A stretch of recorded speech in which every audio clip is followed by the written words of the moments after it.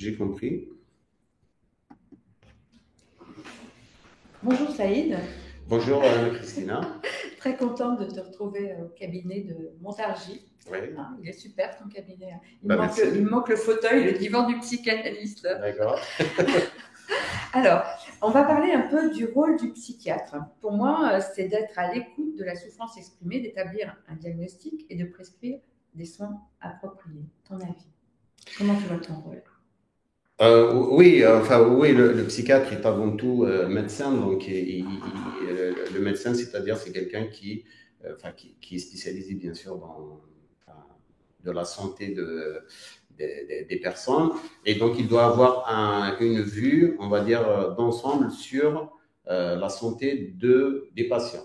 Et donc la psychiatrie, moi je suis spécialisé en psychiatrie donc, et en addictologie, donc la psychiatrie c'est une partie de la santé des patients dont moi personnellement je m'occupe, c'est-à-dire les maladies mentales euh, et les maladies bien sûr qui sont liées aux addictions. Tu as choisi ça par passion? C'est compliqué à t'expliquer tout ça.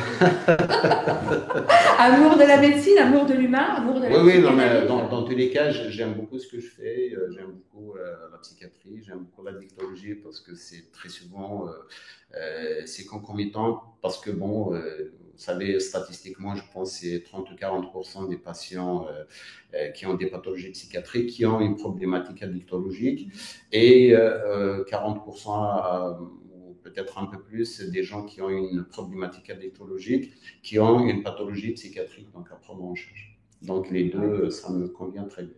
Donc on va reparler de la dictologie après, parce que ça aussi, ça me parle. Alors, le rôle du psychanalyste est de prêter son oreille pour que la personne puisse s'entendre. Nous ne sommes pas des robots, mais des êtres humains remplis d'émotions, et parfois ces émotions prennent le chemin de la souffrance. Des traumas s'inscrivent en nous, et rien ne s'efface jamais, comme une odeur, une couleur qui s'inscrit dans notre inconscient au feutre indélébile pour se rappeler à nous quand nous nous y attendons le moins. L'idée n'est pas de dominer, d'effacer sa névrose, mais plutôt de la comprendre et de l'accepter comme faisant partie de nous en ne nous y opposant pas avec compréhension au moment d'une analyse, elle perd de sa puissance et de son pouvoir. Nous sommes tous des névrosés, il est utile d'en prendre conscience et de ne pas en avoir honte.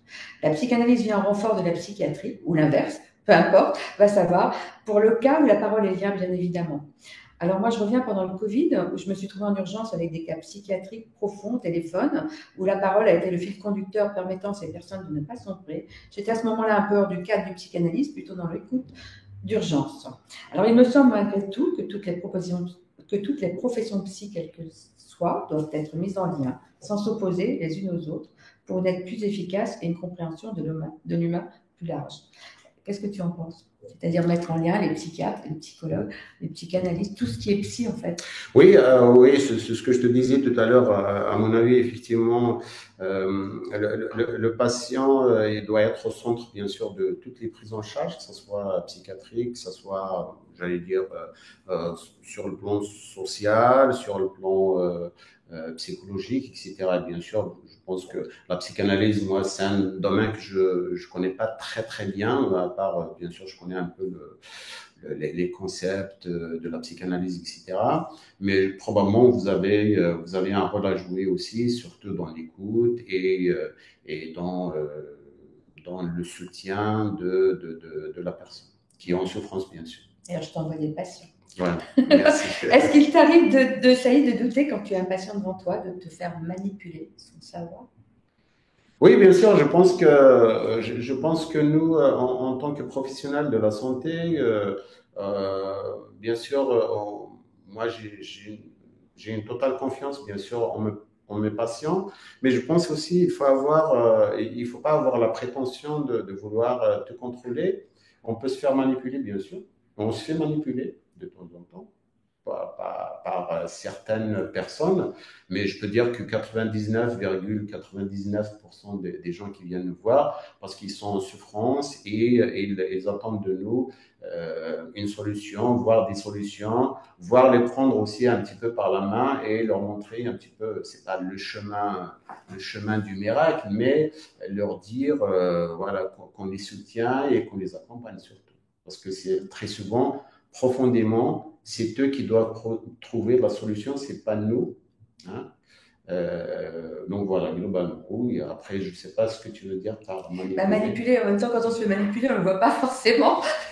On s'est fait manipuler, donc on pense que la personne, on va dans un chemin, mais c'est peut-être c'est ce que la personne nous montre. Mais en même temps, en une fois, tu ne peux pas voir, il faut voir la personne Oui, plusieurs bien fois. sûr. Et il ne faut pas qu'elle joue un jeu. Et des fois, on est dans des gens qui sont vraiment dans la manipulation. Après, moi, personnellement, ça m'est arrivé de dire aux patients, écoutez, enfin, quand je sens qu'il y a quelque chose qui ne va pas, voilà, je lui dis carrément que je travaille avec les éléments qu'il me donne, qu'il me ramène.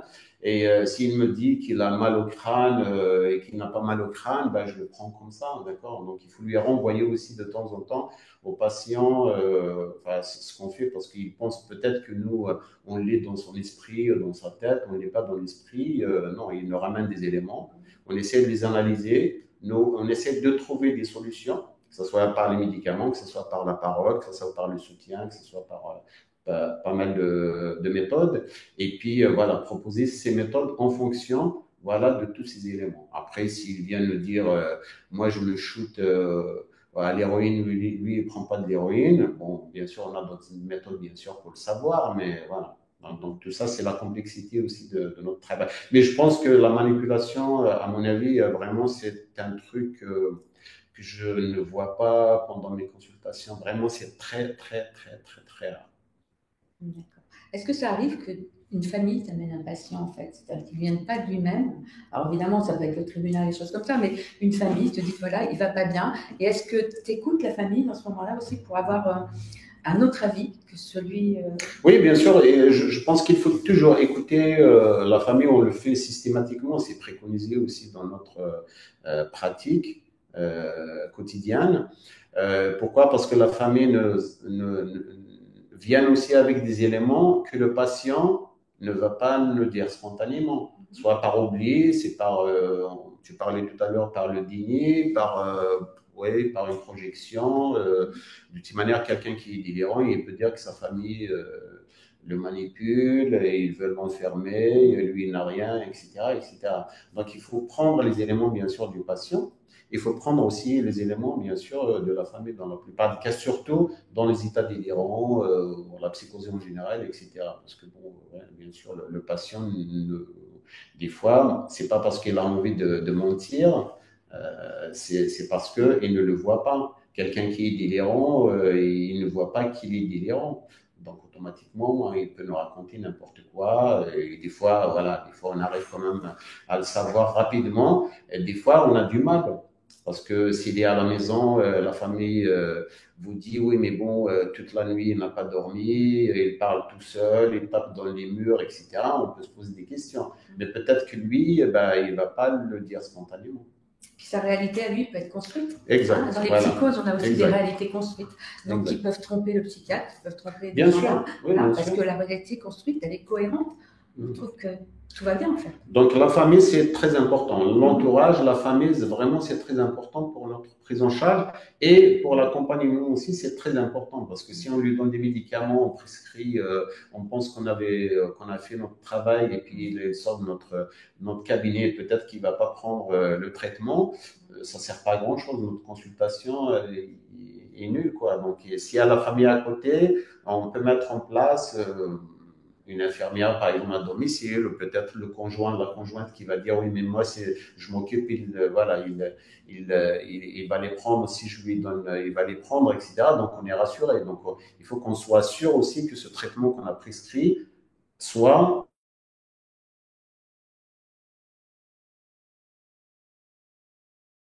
on ne veut pas dire, il est nul. Bon, tu as fait expérience. Euh, je trouve que c'est quelque chose d'un peu qui m'a toujours troublée. Je suis pas sûre que ça sert vraiment à quelque chose, en fait. Ce qu'on recherche, c'est la responsabilité du patient dans l'expertise psychiatrique, je pense, c'est ce que vous démontrez. Euh, c'est des questions précises. Oui, l'expertise psychiatrique, vraiment, c'est un domaine qui m'a beaucoup, beaucoup passionné. Je pense que c'est pour ça que moi, je l'ai fait. C'est plutôt faire le lien entre j'allais dire, j'allais dire, des faits, que ce soit de crimes ou d'agressivité, de passage à l'acte, etc., avec la pathologie psychiatrique. Très souvent, bien sûr, l'expertise en général, c'est pour dire, d'ailleurs, les juges, les procureurs, etc., ils sont très clairs là-dessus. Effectivement, c'est la responsabilité du patient. Est-ce qu'il y a la responsabilité? Est-ce qu'il n'y a pas la responsabilité du patient? Et ça veut dire aussi, comment dirais-je, euh, oui, ça au niveau pénal. Hein. Est-ce que aussi la pathologie du patient, s'il y a pathologie, a influencé sur le passage à l'acte ou non?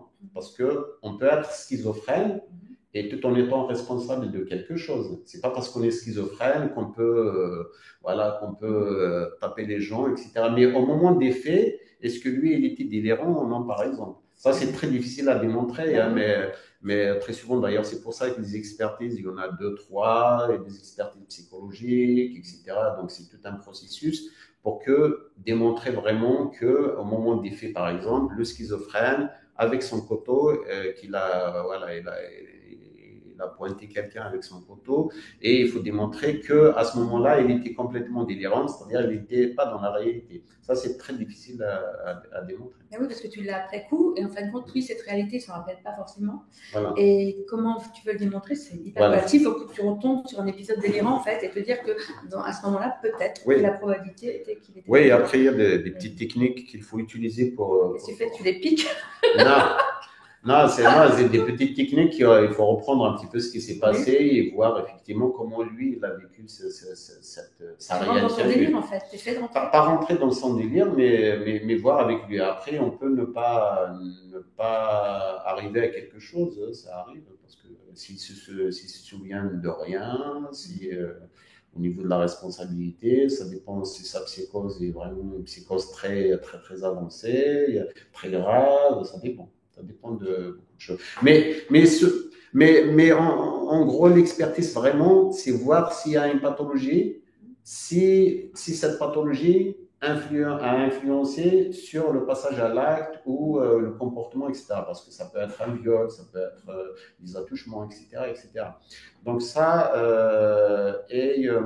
comment dire, et dans la plupart des cas, les expertises, dans 90% des cas, il n'y a pas grand-chose, quoi. C'est juste, c'est la loi qui l'oblige et donc il n'y a rien, il n'y a pas de pathologie derrière. Donc nous, on dit qu'il n'y a pas de pathologie, donc la personne est responsable et après, tout ce qui est en relation avec les faits, c'est plutôt la police, etc., qui doivent faire le lien entre les faits et ce qui a poussé la personne à aller jusque-là. Pourquoi tu as arrêté d'en faire? Parce que ça me prend beaucoup, beaucoup de temps. Et puis la rédaction, c'est vraiment. Ah ouais, c'est casse-pied. C'est fastidieux, c'est vraiment. Oui, c'est casse-pied. Et puis vraiment pour des clopinettes, malheureusement, parce que la justice ne paye pas beaucoup. Hein, oui, ne paye pas, oui, ça je sais. donc ça peut prendre, ça me prend très souvent 3 demi-journées, voire 4 demi-journées pour la rédaction d'un rapport. C'est fatigant, très très fatigant. Vraiment très très fatigant. Donc oui. Au DSM-5, il est rajouté deuil prolongé. Ton avis? Parce que deuil prolongé, j'ai vu ça que c'était rajouté. Deuil prolongé, c'est-à-dire comme quoi un deuil devient pathologique au bout de tant de temps. Alors nous, on a ces patients avec un deuil prolongé, un deuil qui n'a pas été résolu depuis des années, qui est toujours là. On les a en psychanalyse. Cette problématique du DSM-5 de mettre en face de chaque pathologie dans le deuil prolongé une médication m'interpelle. Alors, moi, je sais que tu n'es pas que médication, je sais très bien. Non, c'est le DSM en général, si j'ai bien compris, le DSM, c'est pas fait pour donner des médicaments, parce que là, c'est un petit peu la rumeur qui circule, mais c'est pas du tout ça. C'est pour le DSM, j'allais dire, c'est comme très souvent on dit, c'est la Bible un petit peu des psychiatres, comme la sémiologie et la Bible des médecins. C'est-à-dire, c'est un langage commun entre les professionnels. C'est-à-dire, on définit quelque chose, et puis après, un psychiatre américain, un psychiatre français, un psychiatre algérien, un psychiatre nord, je ne sais pas quoi, il faut qu'ils aient le même langage, il faut qu'ils aient la même définition. C'est ça le plus important. Après, est-ce qu'il y a de la médication derrière ça dépend après chaque cas est un cas. Donc le deuil prolongé, comme d'habitude, c'est-à-dire en médecine c'est-à-dire c'est quantitatif et qualitatif, toujours. C'est-à-dire quantitatif, c'est-à-dire si on prend la glycémie par exemple, je pense, elle est de maximum, c'est 1, parce que ça change de temps en temps, un maximum 1,10 et le minimum, je pense, c'est 0,75, un truc comme ça. Voilà. Ça, c'est des notions un petit peu de médecine générale. C'est-à-dire au-dessus de 1,10, 1,20, 1,15, 1,20, 1,30, on considère que c'est une hyperglycémie. C'est-à-dire qu'il y a quelque chose qui est au-dessus de la moyenne. Et en dessous de 0,75, on considère que c'est une hypoglycémie. D'accord? Après ça, on rentre après dans, j'allais dire, dans, comment dire, dans le détail. Mais le patient qui a 1,20, on se posera toujours la question, est-ce qu'il est diabétique ou non? D'accord? Est-ce qu'il est prédiabétique ou est-ce qu'il est diabétique? Donc, pour répondre à cette question, il faut faire des analyses derrière. D'accord? C'est tout un truc, c'est tout un cheminement. Pour arriver à dire, voilà, ce monsieur ou cette dame est diabétique ou elle n'est pas diabétique, elle a juste une petite hyperglycémie, peut-être au-dessus un petit peu de la moyenne. Donc, pour revenir un petit peu au DSM-5, le deuil prolongé, je n'ai pas encore regardé parce qu'il n'est pas encore traduit le DSM-5 en français, donc je ne l'ai pas encore acheté. Le deuil prolongé, probablement, c'est un deuil qui est prolongé au-delà peut-être d'une année. Parce que très souvent, le deuil, voilà, par définition, on dit, voilà, c'est à peu près 6 mois, voire 1 an, etc. Et donc, le deuil prolongé, c'est quoi? Probablement, c'est un deuil, c'est la personne qui n'arrive pas à passer à autre chose. Très souvent, bah, le deuil, une année après, à la date anniversaire du décès de la personne, très souvent, bah, voilà, commence à se dire, voilà, de toute manière, il ne va pas revenir, il n'est plus là, etc., etc. Après, c'est plutôt la répercussion de ce deuil sur la santé mentale de la personne. C'est-à-dire quand il y a de la souffrance, c'est là on commence à se dire, il y a un problème. C'est la souffrance qui détermine, je pense, le problème. Après, au niveau psychanalytique, je ne sais pas comment vous le définissez, mais dans tous les cas, moi, je te donne un petit peu la définition de la psychiatrie. Si on a quelqu'un qui a perdu une personne chère, une année après, elle est toujours en dépression, elle a quand même des affects dépressifs, de l'anxiété, des cauchemars, etc. Là, on considère que c'est pathologique. Alors dans ce côté pathologique, moi, je pense plutôt que l'humain n'accepte pas le manque. Alors que le manque, c'est la vie. Et on est toujours dans cette problématique. Quelqu'un nous manque, quelqu'un qui est parti parce que voilà, c'était comme ça, c'était la fin de la vie, quelle que soit la raison. Alors il y a la douleur au départ, il y a le choc émotionnel qui fait que les émotions se mélangent. Mais ne pas accepter ce manque, c'est ne pas accepter de vivre, ce n'est pas s'autoriser à vivre, parce que la vie, c'est manquer. Oui, après, je pense qu'il faut, c'est toujours, enfin, moi, à mon avis, c'est toujours un petit peu, c'est toujours très fragile, cette frontière entre, j'allais dire presque le normal et le non normal, ou la normale.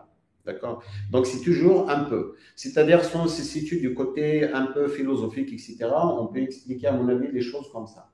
Mais nous, en tant que psychiatre, par exemple, quand quelqu'un vient me dire j'ai perdu mon père il y a 1 an, mais là, je continue à faire des cauchemars, je ne me sens pas bien, je n'arrive plus à travailler comme avant, j'ai perdu mes capacités, j'ai perdu voilà, mes capacités de sentir du plaisir, etc. À ce moment-là, il faut le traiter. Moi, je le considère comme une dépression quand même qui est assez profonde. Il faut un certain nombre d'éléments aussi. C'est toujours quantitatif. Hein. Et il faut le traiter. C'est pas parce qu'on n'accepte pas, c'est pas parce que lui, il n'accepte pas le deuil, mais tout simplement parce que ce deuil, provoque chez lui une souffrance profonde qui est peut-être à tort, je ne sais pas, mais anormale.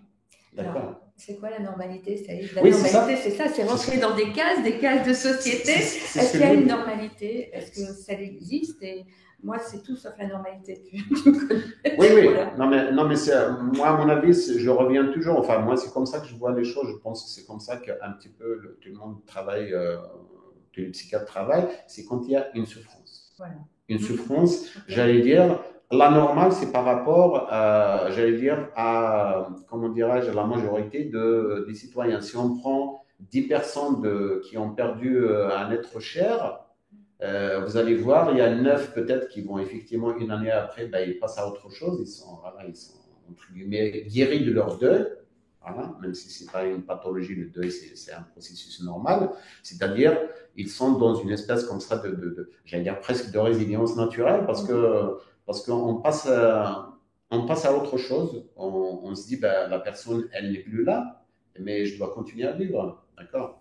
Mais par contre, tu peux avoir 1 sur 10 qui va penser exactement le contraire.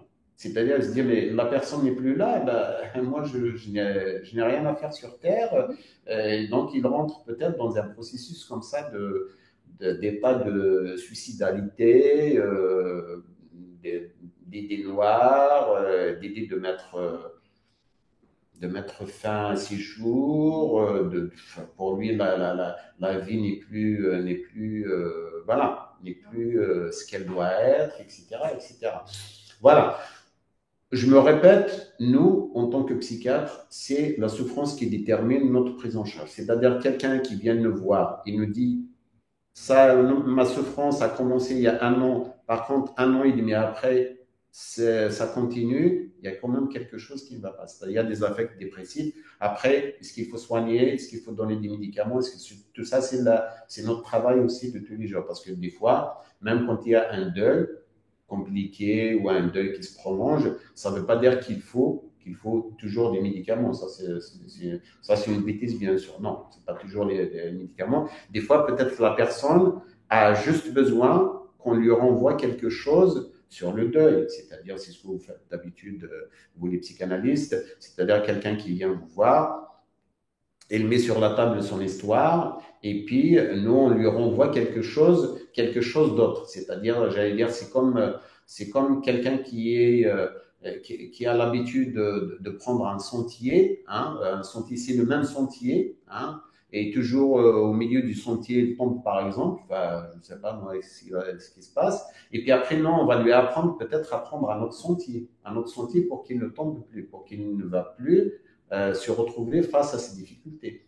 Donc, des fois, ça fonctionne bien. Les médicaments ne sont pas systématiques. C'est comme les antibiotiques, Christine. Oui, Non, c'est pas systématique. Hein.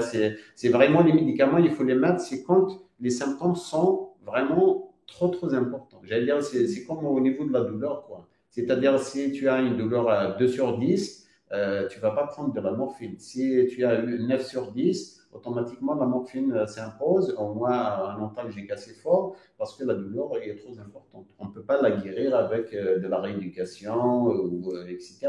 Donc c'est vraiment très important.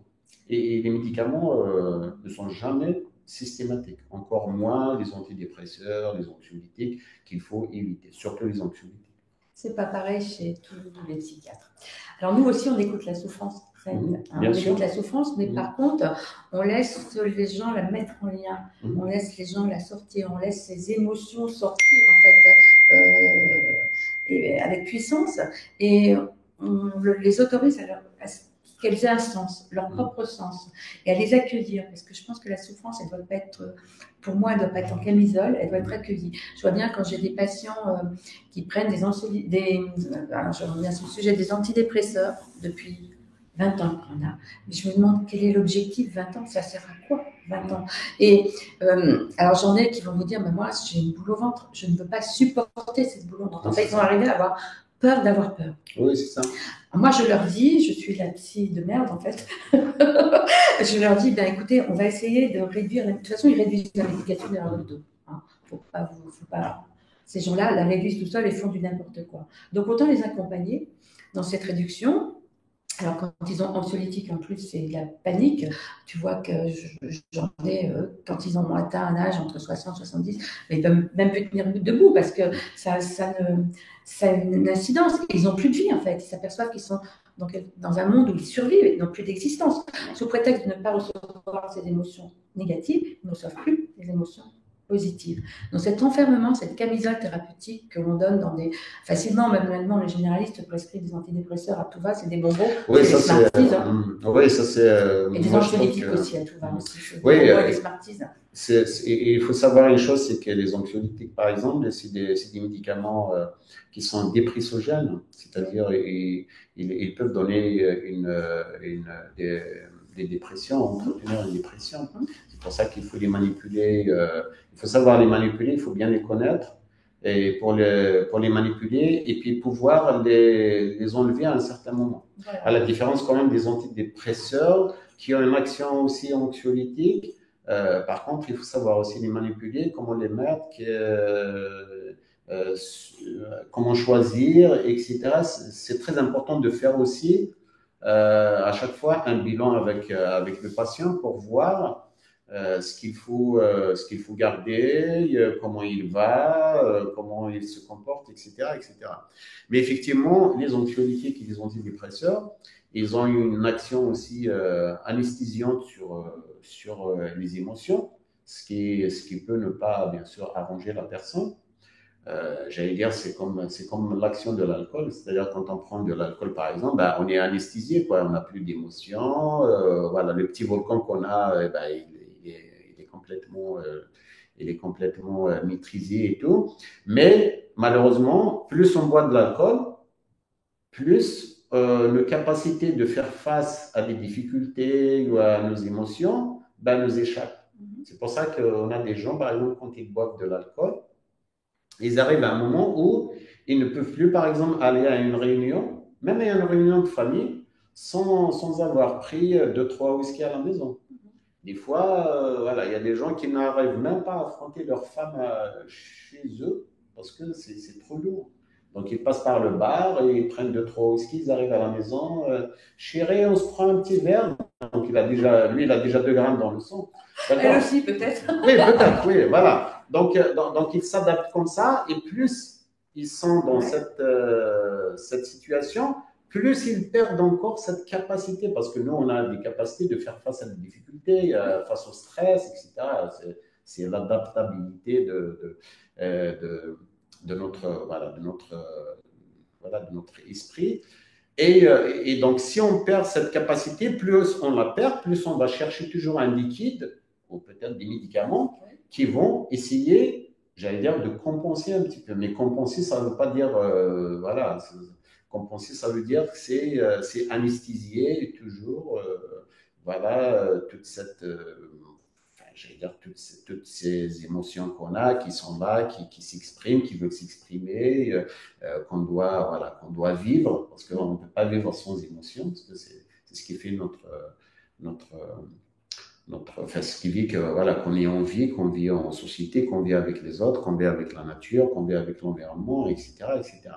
Donc c'est pour ça que les médicaments, à mon avis, c'est très important, parce que heureusement qu'ils existent, parce que les gens, on arrive à les soulager.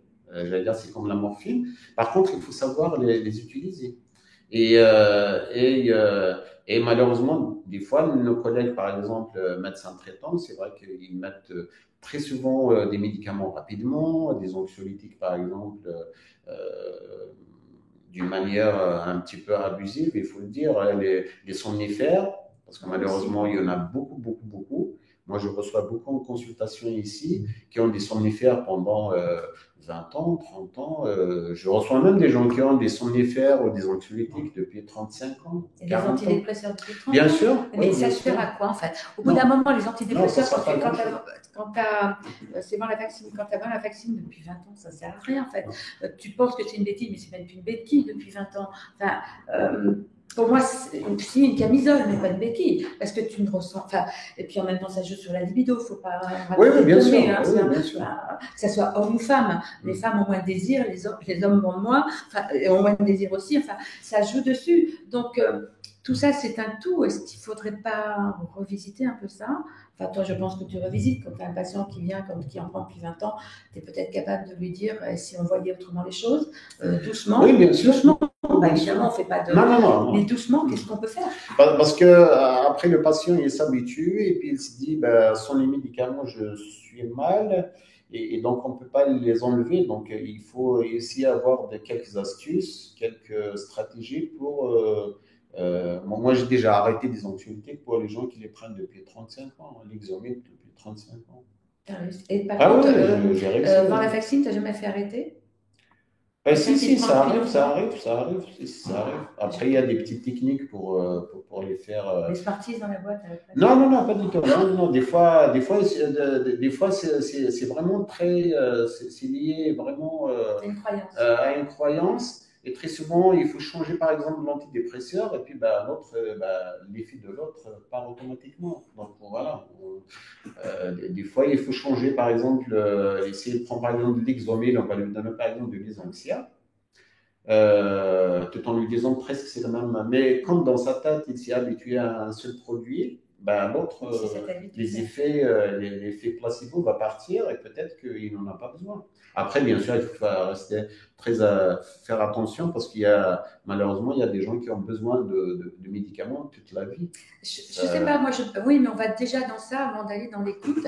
Et moi, ce qui me surprend, alors j'ai une collègue qui a eu un cas comme ça, mais moi aussi, c'est-à-dire enfin, moi, c'était pas une femme, mais quelqu'un qui arrive dans ton cabinet, qui prend des antidépresseurs depuis des années, et tout à coup, elle les arrête. Alors, elle va voir un psychanalyste, évidemment, hein, parce que c'était moi, et puis c'était ma collègue, et tout à coup, elle vous dit, alors pour ma collègue, je vais prendre le sujet de ma collègue, parce que pour ma patientèle et ma collègue, on ne sait pas qui c'est, donc ça sera mieux, vous dit, ah, mais j'ai arrêté les antidépresseurs, et je me suis aperçue que mon mari était un con.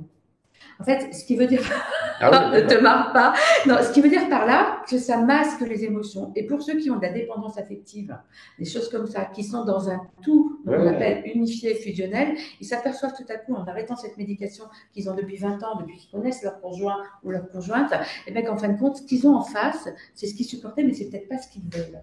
Et ça leur envoie quelque chose qu'ils ne veulent pas. Et moi, ça m'est arrivé fréquemment dans mon cabinet, c'est arrivé à une collègue aussi, s'apercevoir que la chose est différente et qu'en fin de compte, ce qui se passe dans le couple, on ne le voit pas, parce qu'on est enfermé dans une camisole, et on est enfermé, comme tu disais l'autre fois, quand je t'avais parlé de reprendre devant la vaccine pendant 6 mois, tu m'as dit attention, mais s'il y a de la dépendance affective, il faut faire attention.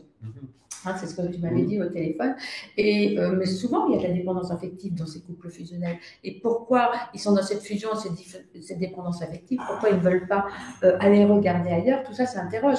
Alors, cette béquille qu'ils ont par des anxiolytiques de temps en temps, qu'ils ont par la vaccine de temps en temps, ça interroge. On est plein. Mais la dépendance affective, on y est tous quelque part. Oui, bien Maintenant, sûr. jusqu'à quand nous détruit-elle? Jusqu'à quand nous autorise-t-elle à être un individu à côté d'un autre, et à quel moment nous enferme-t-elle, à quel moment on a besoin d'une médication, c'est ça, c'est difficile tout ça. Mais c'est toute cette complexité qu'on gère, j'allais dire. Si tu veux, les médicaments, il faut qu'ils aient un rôle. C'est-à-dire quand on les donne, quand les antidépresseurs on les donne, on cible quelque chose. On cible pas tout. L'idée on donne pas des antidépresseurs pour anesthésier les affections, comment dirais-je, les émotions de l'autre pour qu'il soit bien avec son mari ou son non. Ça n'a aucun sens. C'est pas ça. Des fois, il vaut mieux se taper dessus. Hein. Bien sûr. Pas se taper dessus, c'est parce que en fait, je pense qu'un couple, il se dispute bien pas. Sûr. Pour moi, ça n'a pas de sens. Et donc, les antidépresseurs, il faut d'ailleurs le DSM-4 ou le DSM-5, il définit bien quand est-ce qu'il faut faire. Il définit comment est catégorisée une dépression. C'est-à-dire, il faut un certain nombre de symptômes. C'est pas parce qu'on est déprimé qu'on a une dépression. C'est pas parce qu'on ne dort pas qu'on a une dépression. C'est-à-dire, il faut vraiment un certain nombre d'éléments. Hein. Il y a DSM-4, par exemple, je pense qu'il y a 9 éléments non, il y avait 5, 6 sur 9, etc. Donc, c'est vraiment, il faut que ça soit les antidépresseurs, c'est-à-dire, il faut qu'il y ait, la vie de la personne soit vraiment, entre guillemets, chamboulée par ce qui se passe. C'est-à-dire, c'est quelqu'un qui est vraiment une dépression caractérisée, comme on disait à l'époque. C'est-à-dire, il a une humeur très, très, très basse, des insomnies, des cauchemars, une perte complètement de plaisir. Il aime la pêche, il aime aller lire, etc. Il n'arrive plus à faire ça. Il est là, il est sur la couette, etc. pour donner des antidépresseurs. On ne les donne pas parce que la personne a perdu son emploi, il est un petit peu déprimé, etc. Non, on ne lui donne pas ça, on ne lui donne pas ça, il faut l'accompagner autrement. Moi, D'accord. j'aime bien être sous ma couette, c'est parce que je me suis d'antidépresseurs. Oui, oui, non, mais bien sûr. Non, non, c'est parce Et que. après, il y a le temps. Il y a le temps. Mais D'ailleurs, pourquoi c'est longtemps? En fait, c'est ça, pourquoi le c'est DSM, longtemps? par exemple, le définit bien. C'est-à-dire, il faut que ça soit au moins 2 semaines. C'est-à-dire, Oui, mais si on en prend depuis 20 ans ou 30 ans, si vous restez sur la couette 2 jours parce que vous êtes un petit peu déprimé, pourquoi? Parce que ouais. pour telle ou telle raison, ça, c'est pas une dépression. Vraiment, c'est 2 semaines. Donc, c'est vraiment 2 semaines sous la couette. sur la couette, Ça tu dépend bouges si t'es pas tout pas. seul sous la. Oui, ça c'est autre chose. Allez, c'est bon. Non, Je mais voilà. Donc ça, c'est bien défini et les psychiatres le connaissent. C'est-à-dire, on ne donne pas des antidépresseurs. Des fois, on peut donner des antidépresseurs, même si on n'a pas une dépression caractérisée. Par exemple, on peut utiliser des antidépresseurs, par exemple, pour gérer, par exemple, des insomnies. Il y a des antidépresseurs, par exemple, qui ont une action sur le sommeil. C'est pour éviter de donner, par exemple, des anxiolytiques. Oui, mais le corps s'habitue au bout d'un moment, donc tu es obligé Non, de donner non, autre non. chose. Non, c'est Le pas, corps s'habitue pas. c'est beaucoup moins dangereux quand même que les anxiolytiques. Ouais, mais en C'est-à-dire, fait, tu donnes il les faut deux, hein. éviter de donner des Les trois, somnifères. des fois. Les deux et les trois, en fait. Oui, non, mais ça, c'est facile aussi à arrêter. C'est facile à mettre en place, c'est facile à arrêter. Voilà. C'est des petites techniques qu'on utilise voilà, pour éviter voilà, de médicaliser vraiment la personne. Parce que les anxiolytiques, après, il faut voir la personnalité du patient. Si tu as, par exemple, une personnalité, par exemple, assez addictive, voilà, elle est très portée un petit peu sur l'alcool, il a déjà fait des épisodes d'alcoolisation massive, etc.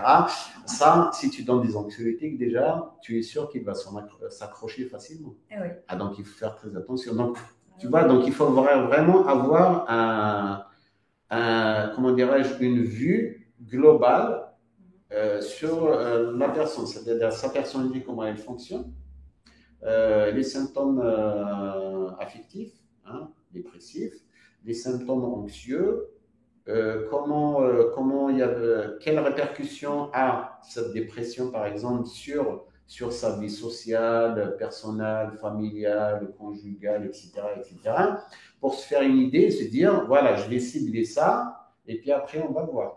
D'accord? Ou cibler, par exemple, dans les antidépresseurs, tout en faisant, par exemple, une psychothérapie à côté. C'est important parce que peut-être qu'il a voilà, il a une vie qui est très chaotique, une enfance très difficile, il y a des choses qu'il n'a pas. Voilà, Nous, on fait quoi? On est voilà. d'accord, ça. Voilà, oui, c'est ça, oui, c'est Faut nous votre envoyer. rôle, voilà. Donc, C'est votre rôle, donc c'est tout ça qui va faire que il va se sentir mieux. C'est-à-dire, c'est vraiment mettre en place plusieurs choses. Des fois tu l'envoies vers une assistante sociale, ça peut résoudre le problème. Pourquoi? Parce que le monsieur, il n'a pas, par exemple, de logement. Il n'a pas de logement et il ne sait pas comment faire la demande. Il a déjà fait la demande, ben, il n'a pas de truc, il ne sait pas trop comment on va faire. Bon, il n'a pas un niveau d'instruction très important et il ne fréquente que les gens, voilà, malheureusement, qui sont un petit peu marginaux, etc. Eh ben, il suffit de lui donner un logement, il va se sentir beaucoup mieux. D'accord. Donc, des fois, sa dépression n'a rien à voir avec. Oui, tu veux dire, elle est due à l'extérieur. Enfin, oui, elle est due à l'extérieur. Alors, moi, l'alcool, ça m'interpelle parce que moi, c'est dire à quelqu'un qui ne veut pas l'entendre quelque chose qu'on ne sait pas dire. Donc, quand on part de ça et quand on travaille avec des gens qui ont des problèmes d'alcool, généralement, tout trouve un sens et on avance autrement. C'est le doudou un peu, hein. C'est le doudou. Mais en même temps, quand on voit que les anxiolytiques sont aussi des doudous, les antidépresseurs sont aussi des doudous, c'est le doudou qu'on n'a pas eu quand on était petit. L'alcool, c'est un très bon antidépresseur et un très bon anxiolytique. Vraiment, il fait tout. Hein. Vraiment, c'est un. Non, moi, je lis de la Gabana en ce moment. Mais c'est du bourgeois. Comme dit mon fils, vas-y avec le smartphone. Maman, quand tu bois du vin à 200 ou 300 euros, déconne pas, attends-moi. Voilà. Oui, c'est un tabou. Oui, c'est. Faut faire attention de ne pas rentrer dedans, c'est tout. Mais boire, ça dépend comment on le fait, c'est comme tout. Hein. Que penses-tu de la dissociation, incapacité à se souvenir d'informations personnelles importantes, se voir associer à un traumatisme ou un stress, séparé de deux choses, enfin c'est séparé de choses unies. En fait, la dissociation, c'est ce qu'on parlait tout à l'heure, la psychose, quand la psychose devient incontrôlable, devient quelque chose de réel, qui peut nous tromper nous, et te tromper toi, et tromper un autre. Est-ce que tu as beaucoup de cas comme ça? Bon, la Oui, la schizophrénie, dissociation, on j'imagine. la voit souvent, bien sûr, dans la psychose chronique, comme la schizophrénie, mais on peut la voir aussi chez ce qu'on appelle les états limites, les borderline, quand ils ont un stress assez important, donc ils sont complètement dissociés, voilà, ils sont dans une espèce comme ça de projection, de clivage, etc. Ils peuvent faire bien sûr une crise parano, etc., etc. On peut l'avoir bien sûr, surtout dans les états de stress post-traumatique, bien sûr, j'en vois pas mal aussi dans d'états de stress post-traumatique, des gens qui ont eu des accidents, qui sont, voilà, qui revivent un petit peu le même événement quand il y a un stimulus extérieur, je ne sais pas, un bruit ou un truc comme ça. Ah oui, quand quelqu'un est né d'un viol, par exemple, on a ça aussi. Moi, j'ai eu un patient qui était en... Il se voyait flotter au-dessus de lui tout le temps. Il ne Ah le oui. voyait pas comme étant dans son corps, il se voyait sauter au-dessus de lui. On a quand même des cas assez Oui, oui, il y surprenants. a des cas comme ça. Moi, j'ai déjà expertisé pas mal de militaires, par exemple, qui avaient vraiment, oui, qui viennent, par exemple, ils sont dans la salle d'attente, par exemple, bah, ils se sentent pas en sécurité, quoi. Des gens qui ont vécu quand même des traumatismes de guerre, des trucs de ce genre, c'est incroyable, hein. C'est vraiment incroyable. Et quel que soit son traumatisme, aussi léger peut disparaître dans le regard d'un autre, je pense qu'il nous rend insécures quand il se réanime. Et je pense que c'est normal. Maintenant, euh, comment allons-nous réagir face à cette insécurité? On perd son socle, bon, c'est clair, on n'a plus de socle. Je pense que dans la vie, il faut accepter d'être insécure. C'est la plus belle chose. S'enfermer dans une sécurité, que ce soit des médicaments, que ce soit un couple fusionnel, que ce soit peu importe, c'est pas vivre. En fait, c'est ce que je dis à mes patientes, c'est prendre un pot de Nutella, bouffer devant Netflix, puis tout à coup se regarder dans la glace et dire putain de merde, qu'est-ce qui m'arrive? C'est un peu ça. C'est cette rassurance qu'on va chercher partout, en fait, mais qui rassure, mais qui détruit en même temps. Oui, mais si tu veux, après, comme d'habitude, c'est-à-dire, voilà, moi, à mon avis, c'est la frontière toujours entre la souffrance et la non-souffrance. C'est-à-dire, on peut être, bien sûr, tout le monde est insécure quelque part, parce que, bon, voilà, le monde qui nous entoure, etc., mais ça, c'est normal. Mais après, ça dépend si cette souffrance est consciente ou elle est, non, si cette souffrance, pardon, est inconsciente ou elle est désagréable avec nous. C'est ça le problème. C'est-à-dire, nous, par exemple, on se dit, bah oui, mais on est insécure, mais on ne se dit pas toutes les 2 minutes pourquoi je ne me sens pas bien, quoi. Ah oui. D'accord. Par contre, quelqu'un qui est vraiment insécure du côté pathologique, il est insécure, ça veut dire qu'il sort d'ici, bah, à 3 mètres, il ne se sent pas bien, quoi. C'est pas, je pense que ce n'est pas notre cas.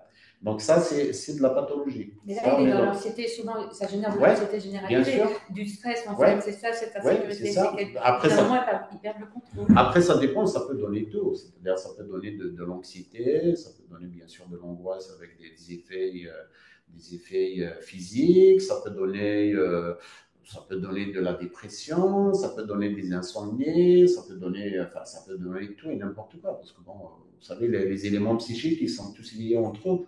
Donc, bah, si ça donne de l'anxiété, automatiquement, bah, le soir, il ne va pas dormir. S'il ne dort pas, bah, il va se sentir fatigué le matin. Donc, s'il est fatigué, donc il ne va pas faire son travail. S'il ne fait pas son travail, il va se faire engueuler par son patron. S'il se fait engueuler par son patron, bah, il ne va pas se sentir bien parce qu'au niveau de l'estime de soi, bon, ça va baisser, etc. Donc, c'est une chaîne, c'est l'effet de boule de neige, quoi. Donc, cette personne, peut-être dans 2 semaines, 3 semaines, 5 semaines, 10 semaines, on va se retrouver avec une personne complètement déprimée, enfin une dépression caractérisée, etc., etc.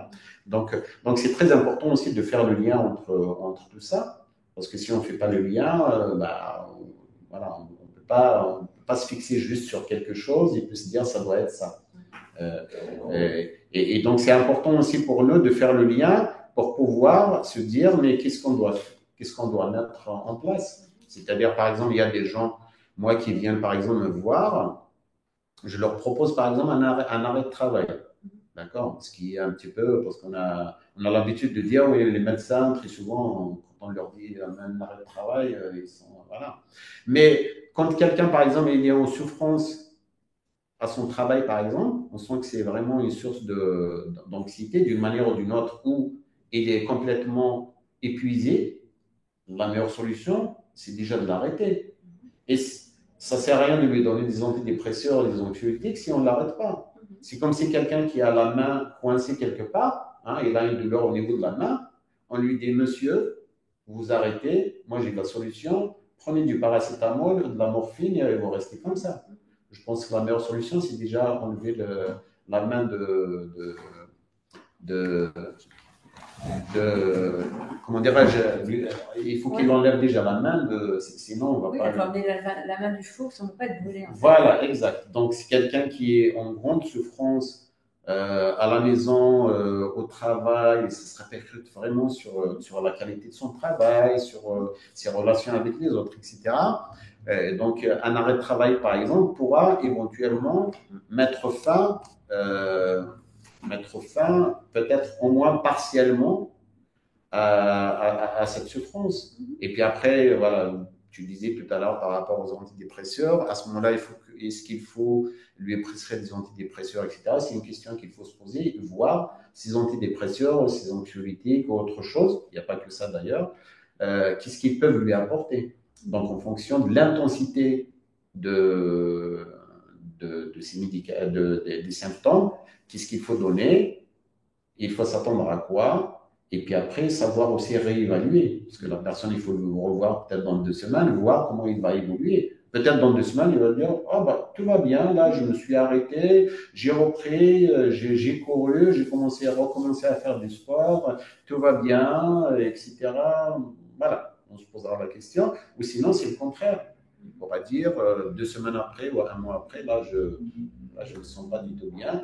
Pourquoi? Parce que, voilà, pour d'autres raisons, c'est pour ça qu'il faut se poser pas mal de questions et essayer d'y répondre d'une manière, j'allais dire, objective, sans interprétation excessive, parce qu'on peut faire des interprétations, mais des fois, les interprétations, on peut ne pas être vraiment j'allais dire, dans la logique de ce qu'il vit.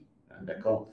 Et donc, en fonction de ça, en fonction de son évolution, qu'on doit lui proposer aussi, qu'on pourra lui proposer aussi des choses, peut-être une psychothérapie, peut-être une sophrologie, des séances de sophrologie, peut-être des séances de méditation, peut-être plein de choses. On a pas mal d'éléments. Il n'y a pas que les médicaments. Mais nous, les psychiatres, on n'utilise pas que les médicaments. Les médicaments, c'est toujours une petite partie, on va dire 20%, 30% de la prise en charge du patient. Ce n'est pas 90%. Toi, parce que tous les psychiatres ne font pas ça. Moi, j'en connais qui oui, font oui. La prise en charge, c'est 90% de la médication. Non, ça c'est, je pense qu'à mon avis, il ne faut pas se baser que sur les médicaments. Les médicaments, c'est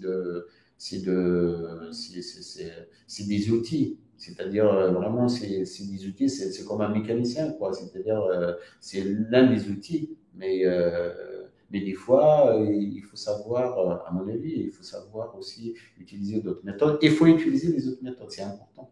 Parce que même pour la personne, quand il sait qu'il y a 2, 3 personnes qui le prennent en charge, donc il est porté un petit peu par toutes ces personnes. Mais s'il y a une seule personne qui est en face, qui est le médecin, qui est le psychiatre, qui lui dit, oh, mais bon, moi je sais ce que tu as, je te donne les médicaments, tu seras guéri. Des fois, malheureusement, si on a un échec en face, qu'est-ce qu'on fait? Qu'est-ce qu'on fait? Bon, on va lui dire quoi? On va lui dire, mais bon, oui.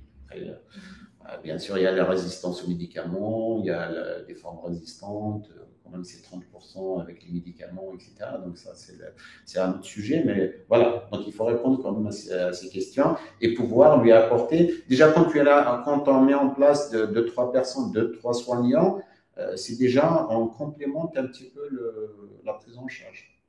Et si c'est une seule prise en charge, c'est toujours un peu compliqué. Il faut que ça soit multidisciplinaire, sinon ça ne fonctionne pas.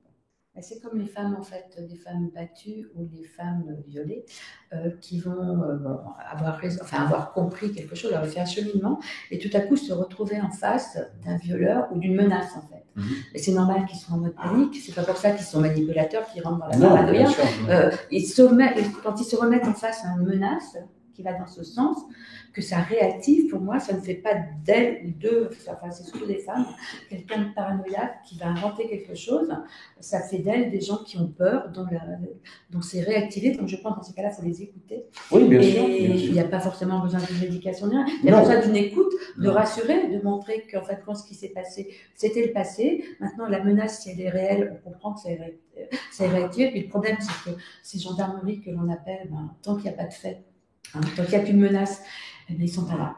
Ah ben, de toute manière, si on est menacé, quel que soit, on devient bien sûr parano, c'est normal. Voilà. Alors, est-ce que c'est réellement de la parano? Moi, je ne dirais pas ça, parce Non, que c'est pas c'est pas de la de la parano, parce qu'on n'est pas en train de penser quelque chose qui ne va pas arriver. On est peut-être dans des projections hypothétiques, d'accord, oui. mais d'une menace qui est là. Mais ça, c'est normal. C'est comme si tu vois une vague d'eau t'arriver dessus, tu risques de te noyer, et tu le sais. Et c'est pas de la parano, parce que tu es en train de voir la vague. La parano, c'est pathologie. Enfin, c'est pathologie. C'est quand on est dans un schéma irrationnel. Voilà, oui, mais en même temps, dans la peur, tu n'es pas forcément dans le rationnel. Mais maintenant, quand la peur est légitime, parce qu'elle est actée par quelque chose, elle rejoint le réel. Pour moi, on n'est pas forcément dans l'irrationnel, parce que les deux se confondent en fait. Oui, c'est normal. Si là, il y a quelqu'un qui vient nous dire, bah, écoutez, il y a quelqu'un à l'extérieur avec un couteau, il risque je ne sais pas, de nous agresser. C'est sûr, quand on va sortir d'ici, on va regarder à gauche, à droite. Voilà, et tu n'es pas parano pour autant, tu es simplement face à un danger. Et face à un danger, on a tous un comportement de peur. C'est le danger. On n'est pas. Qui est rationnel face à un danger? En fait, personne. Personne va te dire bah non, c'est bon, je vais me poser, je vais me calmer, ces émotions. Et c'est pas pour ça qu'on est dans une pathologie paranoïaque, qu'on est manipulateur parce qu'on va le raconter. Et puis, ce qui différencie aussi, comme d'habitude, le pathologique, j'allais dire, du normal, une personne normale, il peut rationaliser, c'est-à-dire si on lui pose la question, il peut nous dire oui, mais bon, moi j'ai peur parce que parce que là je risque ça. Voilà, tandis que le parano va pas dire parce que je risque ça, va te dire en fait dans le parano son irréalité va devenir réelle. Donc il va carrément faire un schéma qui n'a pas de sens. Oui, il peut partir d'un fait de quelque chose de réel, mais pour aboutir à quelque chose d'irréel. Voilà, on n'est pas du tout dans le même. Non, c'est pas le même schéma du tout. Voilà. Alors, aller en institution psychiatrique induit systématiquement une médication, alors que dans certains cas, juste un accompagnement thérapeutique serait nécessaire. Alors souvent, quand tu passes par les urgences psychiques, quand tu vas à l'hôpital psychiatrique, tout de suite, en première intention, c'est la médication. C'est quand même assez. Alors que certains ont besoin juste d'un accompagnement thérapeutique, n'auraient pas forcément besoin de cette médication. Après, très souvent, les gens qui vont, qui sont admis en hospitalisation, par exemple, dans les unités psychiatriques, c'est des gens quand même qui ont une pathologie lourde, ou qui font un geste, je ne sais pas, par exemple, une tentative de suicide assez carabinier, etc. Donc, si tu veux, déjà, l'enfermement déjà, c'est très angoissant. C'est très angoissant. On ne peut pas mettre des gens sans médication là-bas. C'est pas possible. Il y en a qui se sentent rassurés en enfermement. On a tout. Oui, non, mais ça c'est toujours, compliqué. C'est vrai que ça donne l'impression que en hospitalisation, les gens sont polymédiqués, etc. Quelquefois c'est vrai, mais quelquefois c'est pas vrai. Pour la simple raison, c'est que vraiment, des fois, c'est nécessaire parce que les médecins, les psychiatres n'ont pas le choix. Parce que vraiment, c'est très angoissant à l'intérieur. Oui, puis il y a une mise en danger, je l'entends. Mais en même temps, en plus, ces personnes-là sortent faute de moyens professionnels. Il n'y a plus d'arrêt de suivi. Ils sont lâchés comme ça, comme quand ils sortent de la salle d'addiction. Ils sont lâchés comme ça. C'est quoi la solution en fait? Je veux dire, ça, c'est pas thérapeutique pour moi. C'est peut-être un fait de société, parce qu'on manque de moyens autres. Oui, ça c'est un autre sujet, mais vraiment c'est très compliqué, surtout ces derniers temps. Il y a un manque de moyens, un manque de personnel, il y a un manque de beaucoup de choses. Mais pour revenir un petit peu à ta question par rapport à la médication, après par exemple les patients qui n'ont pas une pathologie très lourde, etc., très souvent on les envoie en clinique. Où ils ne sont pas enfermés, c'est des services ouverts, etc.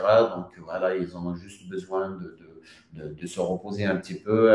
Ils ont besoin peut-être d'une de les extirper un petit peu de leur milieu, j'allais dire, habituel, familial, qui est peut-être assez angoissant, et les mettre dans une institution. Ils peuvent avoir, j'allais dire, comment dire, des soignants autour et qui peuvent, voilà, ils vont se sentir au moins portés par. Oui, ça c'est important, le cadre Voilà, mais la ça c'est très médication, important. il y a quand même une errance thérapeutique pour les personnes qui ont besoin d'un entre-deux sans médication, ou avec une médication légère ciblée. Je trouve qu'il y a quand même quelque chose. On n'est pas dans une société qui prend vraiment ses patients en charge. On n'est pas dans une société d'écoute. Alors évidemment nous, mais on n'est pas remboursé en plus. On n'est pas dans une société d'écoute et ça m'interroge. Euh, Moi, beaucoup de patients qui ont été en hôpital psy ou en institution ont été surmédicamentés. D'abord, plus ils avaient un symptôme qui se rajoutait, on leur donnait un médicament pour le symptôme. Ils arrivaient avec des listes Oui, comme c'est vrai. ça. Oui, c'est Hein, vrai. j'ai même le médecin traitant qui m'a dit à un moment dans mon cabinet, j'avais une personne avec une liste comme ça. Je l'appelle, il me dit, mais en fin de compte, tu as un légume devant toi. Je fais attention, je suis sûre, elle écoute, la personne écoute. Mais il y a tellement de médication qu'en même temps, il y a plus de on n'a plus un être humain devant nous. On a des médicaments. Oui, oui, c'est vrai. Ça, c'est vrai que des fois, ça arrive vraiment oui, oui, effectivement, en psychiatrie, des fois, on surmédique, et puis quand ils sortent, malheureusement, des fois, il y a quand même une prise en charge qui n'est pas programmée, etc., etc. Donc, bon, ça, logiquement, c'est notre travail aussi de psychiatre de revoir le traitement, de l'alléger, voilà, c'est vraiment de faire un petit peu le tri, etc., etc. Bon, voilà. Après ça, c'est vraiment, enfin, je ne sais pas comment te le dire, mais après chacun avec sa pratique. Tu vois. Moi, j'ai ma petite méthode. Je ne sais pas est-ce que c'est la bonne, mais moi, je trouve que c'est la bonne. Voilà. Moi, j'aime bien alléger les ordonnances. J'aime bien, par exemple, les neuroleptiques, ne pas donner plus de neuroleptiques, par exemple, pour voir s'il y a une certaine efficacité, etc. Bon, c'est pas toujours le cas de nos collègues, d'autres collègues psychiatres. Après, ils ont leur, voilà, des fois c'est justifié, des fois c'est pas justifié à mon avis. Après, moi, je suis pas avec, voilà, moi je peux parler que des patients que je prends en charge. C'est toujours très difficile de parler voilà, de parler de la prise en charge de l'autre parce qu'on n'est pas là, on ne sait pas comment il s'est comporté, qu'est-ce qu'il a présenté, comment l'autre réfléchit, etc., etc. Mais ça, c'est un vrai sujet. Ce que tu dis, c'est un vrai sujet entre psychiatres et en psychiatrie en général. Et la prise en charge n'est pas souvent très bien adaptée, c'est-à-dire à la pathologie présentée par le patient.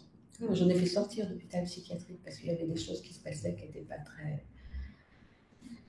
pas très cool. Alors, ce qui m'interroge aussi, c'est la médication chez les enfants. J'ai eu le cas d'ailleurs des enfants qui avaient vécu des traumas en fait. C'est plus facile de leur donner des médicaments qu'une écoute. Et quand ils sont en institution, en ITEP et tout, c'est plus facile de leur donner des médicaments pour être tranquille le soir. Parce que m'avait répondu un psychiatre au téléphone, écoutez madame, ils sont sous-effectifs le soir, c'est bien de donner du respiridal et du somnifère aux enfants de 10 à 13 ans. Si tu, voilà, c'est toujours, si tu veux, ça, c'est des questions d'ailleurs que les psychiatres se posent profondément. C'est-à-dire, si tu as par exemple, en ITEP, tu as deux adolescents qui foutent entre guillemets le bordel dans l'institution, qui ne laissent pas les autres, qu'est-ce que tu vas faire? Tu vas pas leur dire, attends, si on a, moi si j'ai des enfants faire un entretien tous les soirs. C'est pas moi si j'ai des gamins qui pètent tout dans mon cabinet, je vais pas aller les attacher. Je veux dire, en tant que Non, papa, en tant que maman. mais toi, tu les as pas 24 heures. En tant que papa et maman, on a eu des enfants. On a eu des enfants aussi qui faisaient par moment tout et n'importe quoi. Ça reste des enfants. Oui. Donc, un enfant a besoin d'exprimer ses émotions. Bien sûr, oui. Et si on les laisse pas, ces enfants qui ont eu des traumas, qui sont en ITEP, si on les écoute pas en première intention. Mais c'est pas les écouter, c'est parce que ils sont débordés. Oui, ben oui, mais moi j'en avais une d'ailleurs, j'en avais une en psy, on m'a bien dit qu'il fallait arrêter. Et ben, elle a terminé sur médicamenté en hôpital psychiatrique. Ça me met dans une colère folle, hein, parce que cet enfant, elle pouvait faire autre chose de sa vie oui. et terminer comme ça. Après, ça dépend. Je pense qu'il faut faire très très attention à tout ça. Pour la simple raison, c'est que toi, tu dis, tu les vois, mais tu les vois 1 heure à ton cabinet, mais après tu les vois plus. Mais les gens qui sont avec eux, par exemple, 24 sur 24, des fois, et ils peuvent être amenés. Après, très souvent, les psychiatres, ils prescrivent des petits médicaments qui n'ont pas vraiment Le un Risperdal, effet. les somnifères, c'est pas des petits médicaments pour Non, une enfant de 7 non, les 13 ans. somnifères, normalement, pas de somnifères pour les Eh enfants. ben, Moins si. de 18 ans, non. Ah bah, On ne eh donne ben, pas de tout le somnifères. monde, tous les On, psychiatres ne font non, pas ça. non, on donne par exemple les adolescents, dans la plupart des cas, ça c'est préconisé voilà, par la psychiatrie, par exemple, de donner de la Tarax, par exemple, ou du Tertian le soir, etc. Des médicaments vraiment qui sont pratiquement inoffensifs. Pas de, voilà. Mais il ne faut pas donner des somnifères, des opiacés. Ça, c'est interdit. Enfin, c'est pas, c'est hors AMM, hein. C'est moins de 18 ans. Moins de 18 ans, on ne donne pas de somnifères. Tu trouves que le Tiercient est inoffensif, toi? Oui, il n'est pas assez, parce qu'il est donné avec des doses, toutes Ouais. petites doses. Tertium, c'est des médicaments qu'on prescrit à 200, 300 mg, voire 400, 500 mg, et on donne un demi-comprimé de 25. Donc, tu imagines un petit peu, c'est un petit bonbon, Oui, mais qui peut avoir un effet sur le sommeil. Moi, Halloween, je préfère donner des bonbons aux enfants. Oui, non, mais après, si tu peux donner si les bonbons ont une action sur le sommeil, tu me. Ça apaise, hein. C'est comme le doudou, c'est comme le Nutella, et c'est moins dangereux. C'est toujours, voilà, c'est ce que je t'ai dit tout au début, c'est toujours l'intensité des symptômes et la répercussion sur la qualité de vie de la personne. Ce n'est pas la qualité de vie de la personne quand on parle des enfants, c'est la qualité de vie des personnes autour. Et il y a là aussi la qualité des personnes, parce que malheureusement, je ne sais pas, mais ça peut donner carrément de la maltraitance. Parce que si tu as un enfant qui est dans un foyer, par exemple, qui ne laisse pas les autres dormir, il faut la merde, etc., qu'est-ce que tu vas faire dans ce cas? Oui, tu peux lever la main sans vouloir le non, faire. Tu peux il peut se faire. Non, mais il y en a qui vont faire. Il y a des soignants qui. Mais tu peux pas. Tu peux pas, mais il y en a qui le font. Hein. Même si tu lèves la main, ça va pas le calmer. Non, ça ne calmera pas, mais il y en a qui le font. Oui, mais ça calme. Ah, mais ça calmera pas. Mais c'est-à-dire, ça veut dire qu'on va vers la maltraitance. On va vers la maltraitance. Et ça, c'est. Ça peut induire de la maltraitance. Voilà. Donc, si tu veux, je pense, un petit tertiaire, à mon avis, hein, va le calmer, c'est-à-dire il va se calmer, il va dormir peut-être mieux, d'accord? Le matin, il est en forme et tout le monde est content. Et si on donnait le tertiaire à la responsable de l'ITEP, ce serait pas mal non plus. Non, mais si elle dort, ça va être. C'est elle me voir. Non, mais voilà, c'est toujours une discussion très intéressante ce que tu dis, parce que c'est une discussion que les psychiatres, c'est des questions que nous, on se pose régulièrement. On ne donne pas le tertiaire systématiquement. Moi, je ne le donne pas systématiquement. Mais je le donne si on me dit, par exemple, le gamin, à partir de telle heure, il n'arrive plus à dormir, il tape dans les murs et il dérange tout le monde, etc. On ne peut pas le laisser comme ça. Parce que c'est pas pour le calmer, c'est parce que lui, il est en souffrance. Oui, mais tu vois, par exemple, moi je prends ce cas-là, cet enfant, on l'a retiré à sa famille, bien évidemment, ouais. à un moment. Hein. Donc qu'est-ce qu'elle a fait? Le tertiaire ne suffisait plus, hein, puisqu'elle était. Mais plutôt de s'occuper du fait qu'on l'avait retiré à sa famille, qui n'était pas maltraitante, eh bien, on a remonté un médicament. Tu vois ce que je veux dire? Donc moi, ça me dérange cette façon de faire où il n'y a pas d'écoute, où il n'y a pas de. Ce qui lui manquait, c'est sa maman, en fait. Donc, et on donne un médicament. Non, mais, oui, je comprends ce que tu veux dire. Un peu la dynamique, parce qu'elle était en colère, elle voulait sa mère, elle hurlait qu'elle voulait sa mère, on lui redonne un médicament.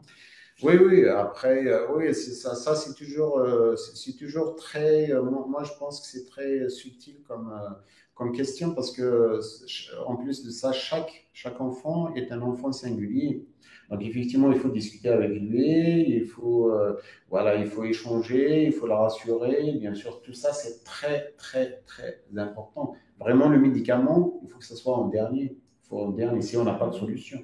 Si quelqu'un, voilà. Mais lui donner du tertiaire, ça ne résout pas le problème de sa maman, bien sûr, on est d'accord. Après, malheureusement, des fois, le psychiatre, malheureusement, ils se sont démunis parce qu'on lui ramène le gamin, on lui dit, il ne dort pas, ou il n'est pas tranquille, etc. Qu'est-ce qu'on fait? Donc, il ne va pas s'occuper de sa maman, malheureusement, non.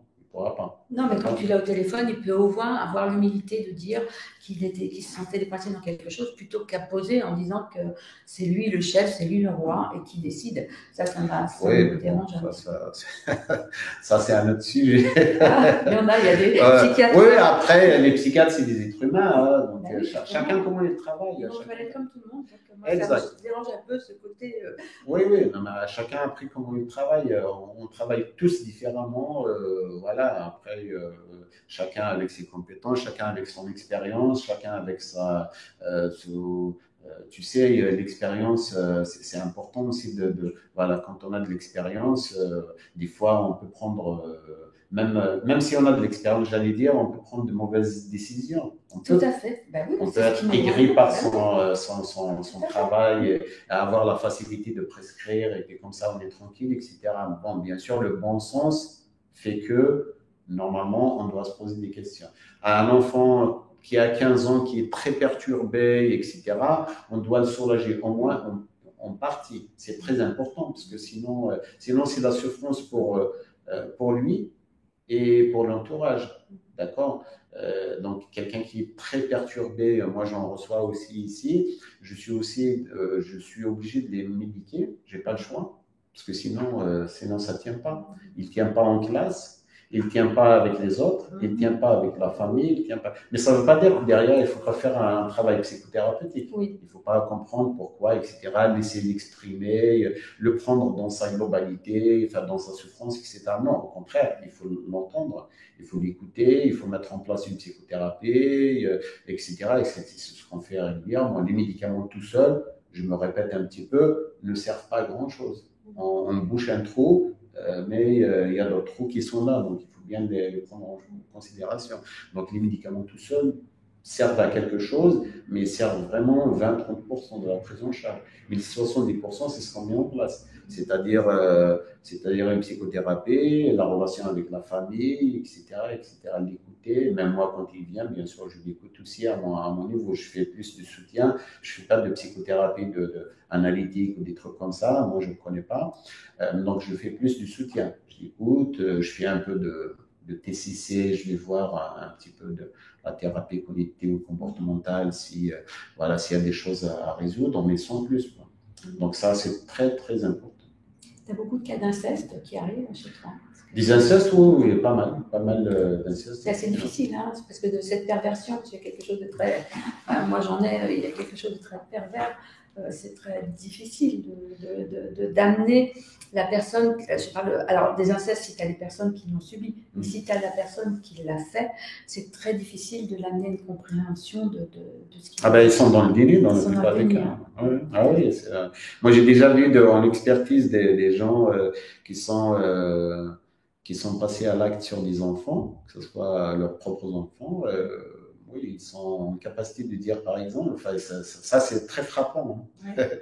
Ils disent, par exemple, oui, mais comme si l'autre l'a cherché. Quoi. Oui, l'autre l'a cherché. La gamine. C'est parce que je l'aime. Hein. Oui, c'est ça. C'est ça aussi, c'est parce que je l'aime. Moi, j'étais une bonne maman ou un bon papa. C'est parce que je l'aime, en fait. Je n'ai fait qu'aimer mes enfants. C'est ça que j'entends beaucoup. Ah, oui, je n'ai fait que les aimer. Moi, j'étais. Ah oui, ça c'est. Donc, c'est une forme d'amour, une déviance, en fait. Ah oui, c'est une déviance. C'est une déviance qu'ils ont. Ah oui, c'est une déviance. Bon, tu vas peut-être te rapprocher un petit peu de moi. J'ai vu que tu avais peur que je te mange. Ah bon? Au moins pour la fin, parce qu'on s'est vu qu'à moitié on va être coupé. Alors moi, j'adore travailler avec toi parce que justement, tu es un psychiatre qui ne donne pas que des médications, que de la médication. Tu n'étais pas que dans les médicaments. J'ai adoré ce moment de partage, d'échange, qui relie la psychanalyse à la psychiatrie. Ouais. La psychanalyse, c'est vrai que c'est un domaine que je ne connais pas très très bien. Enfin, à part les notions fondamentales, etc. Mais je ne connais pas vraiment le travail de psychanalyste. Bah, tu viens sur mon divan quand tu veux. Si tu veux, oui. Non, mais j'ai des choses dans la tête. Ah ben voilà. Ça sera avec un réel plaisir. Puis je veux dire, bon ben là, je sais pas, je vais regarder parce que comme on n'était pas en face à face, j'espère qu'on ne sera pas trop obligé d'en faire une autre. Mais de toute façon, j'en ferai une autre parce qu'on a tellement de choses à parler. Avec le plus grand plaisir. Ça sera avec plaisir toujours. J'ai beaucoup apprécié ce moment parce que. Tu vois, c'est toute simplicité. Oui, je t'ai dit tout à l'heure, je suis pas quelqu'un de très prolixe. Mais bon, en fait, comme ça va. Bah, tu vois, tu as été génial. Donc, je te dis à très vite. Merci Anna Christina. Et puis, voilà. Et à bientôt. Bientôt.